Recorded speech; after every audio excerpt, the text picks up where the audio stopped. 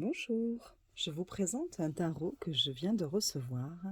C'est The Land of Stories Tarot de Arcanums. Alors, je ne sais pas si je prononce les choses correctement, hein, toujours pareil, l'anglais et moi, ça fait trois. Donc voilà comment se présente la boîte. Voilà. Et à l'intérieur, vous avez ici un petit poisson. Voilà. Et de l'autre côté, vous avez une petite poule, je crois, qui tient un anneau, on dirait, une bague. Voilà. Donc voilà pour la boîte. Je vais la poser ici. J'en mets un peu partout. Vous avez avec un petit livret, voilà, qui a été écrit par Lisha.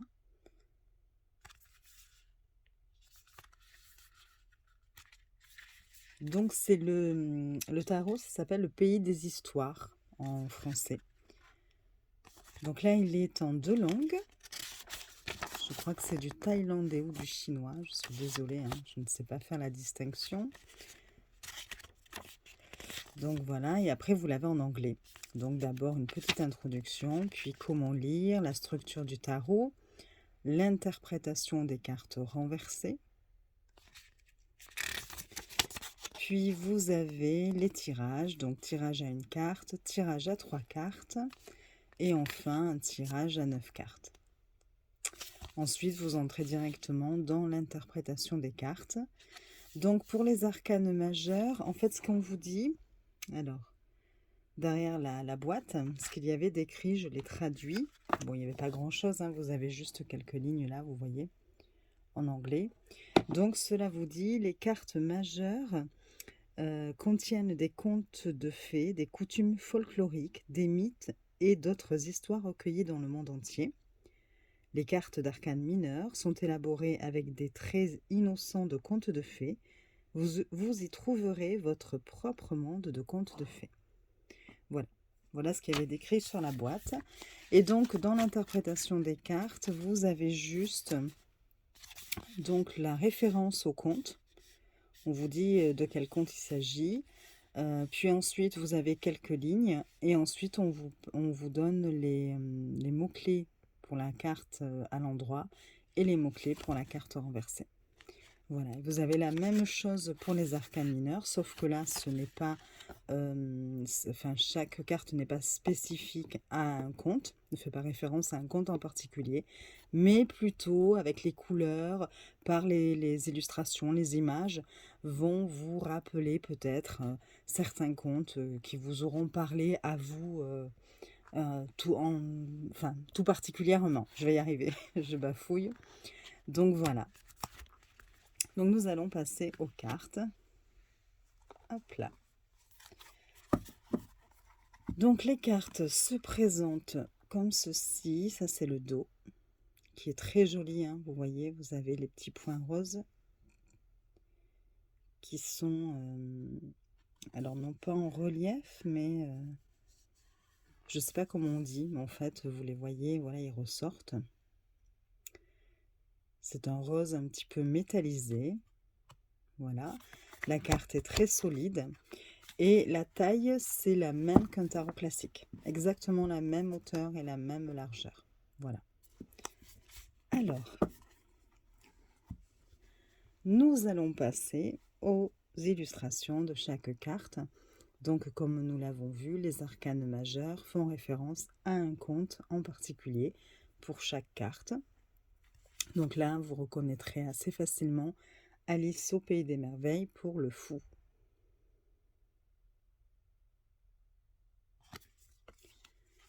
Ici, ce sont les aventures de Pinocchio pour le magicien.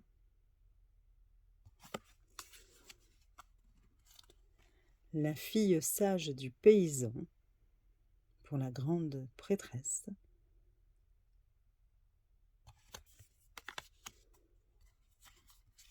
La jeune fille sans main pour l'impératrice.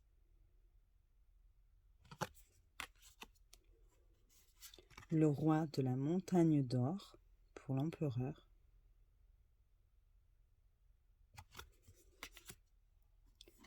Pour le hiérophante, vous avez les conseils de Salomon.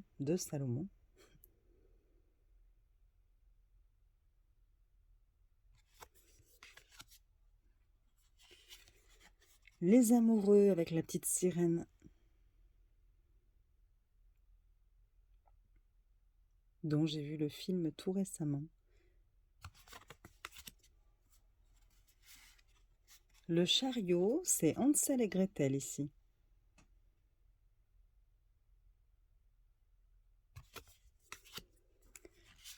Donc pour la force, la Belle et la Bête, évidemment.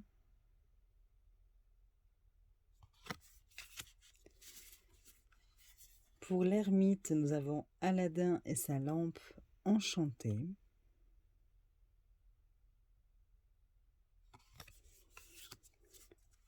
La roue de fortune, c'est la Belle au bois dormant.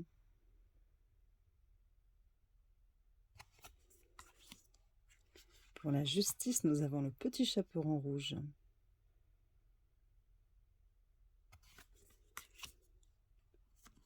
Le pendu, c'est le lion et la souris.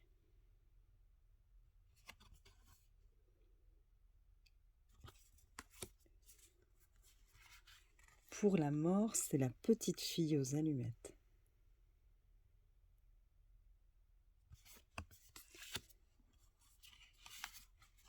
La tempérance, Cendrillon.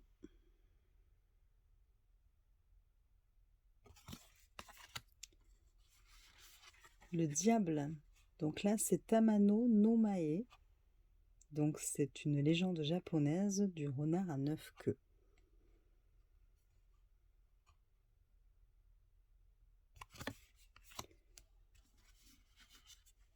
La tour avec la célèbre réponse.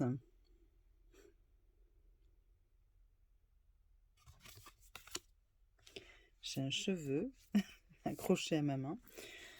Alors, pour l'étoile, c'est le prince grenouille, je crois, quelque chose comme ça.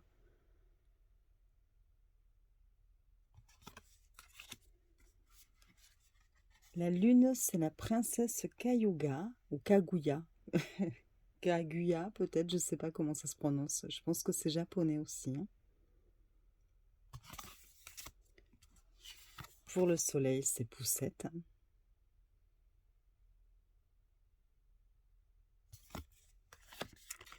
Pour le jugement, nous avons les signes sauvages.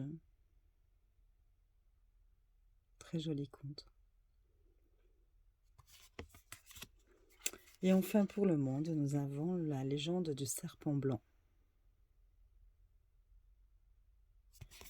Donc voilà pour les arcanes majeures. Nous allons passer aux arcanes mineurs. Et vous allez voir, il y a un peu un code couleur quand même. Par exemple, là pour les bâtons, vous allez avoir beaucoup de jaune orangé. Hein.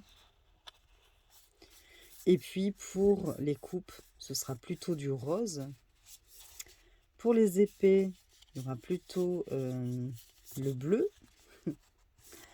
Et enfin, pour les deniers, vous allez avoir du vert marron, voilà. Vous avez un petit code couleur quand même. Donc, les bâtons, l'as.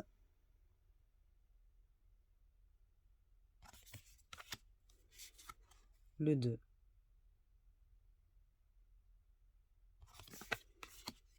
Le 3. Oui, j'en ai qu'une, c'est bon. Le 4.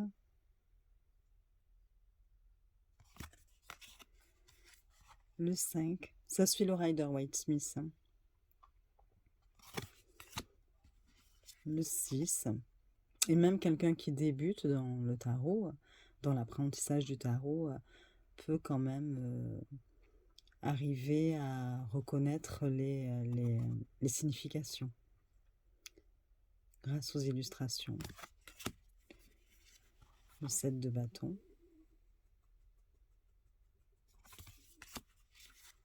Le 8, bon, classique. Le 9. Le 10.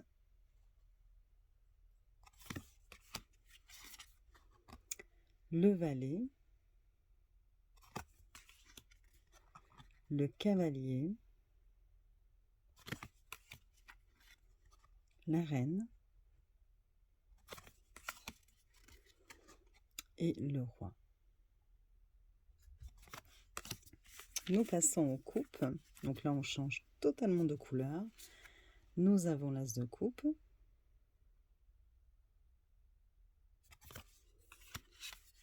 le 2, le 3,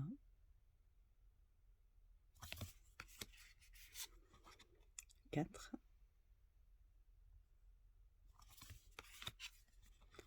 5,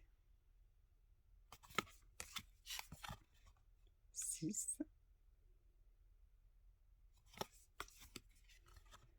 le 7, 8, 9, 10, le valet, le cavalier,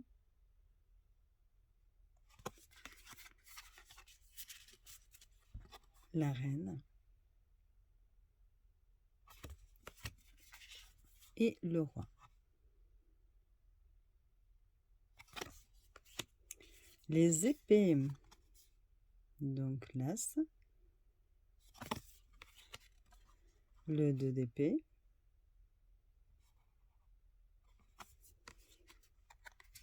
le 3 d'épée,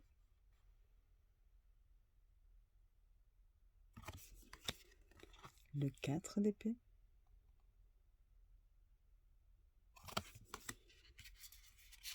le 5,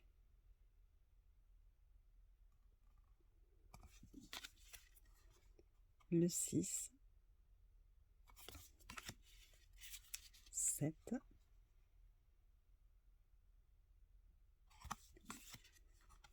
8, 9, 10, le valet, le cavalier, la reine et le roi. Et enfin pour la dernière série, donc les deniers ou pentacles, vous avez l'as. Alors vous n'avez pas la série de marques, la suite décrite. Donc du coup, bon, vous avez le chiffre, mais vous n'avez pas la série, enfin la suite de mentionner sur les cartes. Le 2, j'aime beaucoup. Le 3,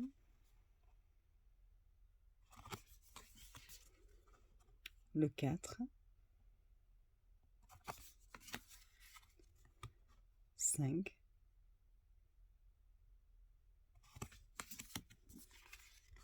6, le 7, 8,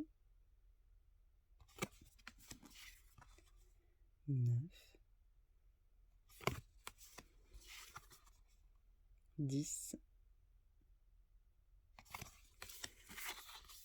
le valet, le cavalier, la reine et le roi.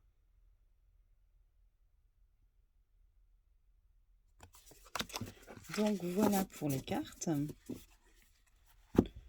Et je vais vous lire quelques interprétations, elles sont très courtes, hein, de quelques cartes, histoire de vous montrer un petit peu ce que cela dit.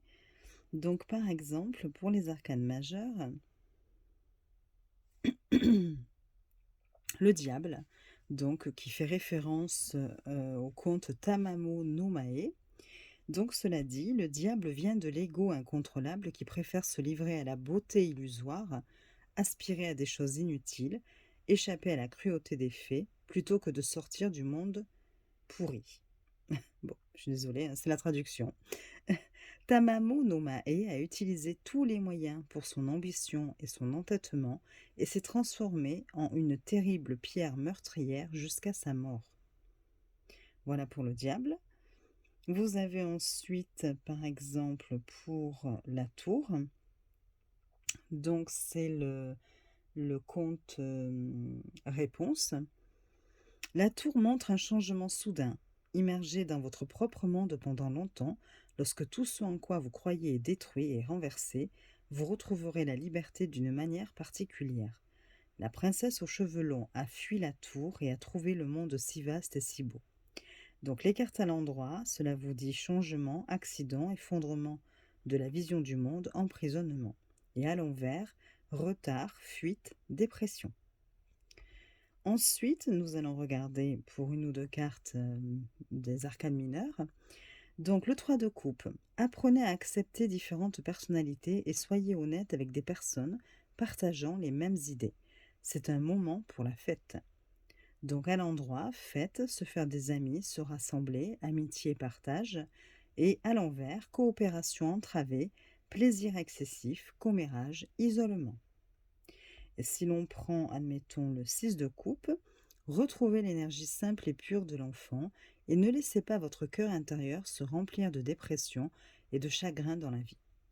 À l'endroit, nostalgie, enfance, innocence, partage, bonheur simple.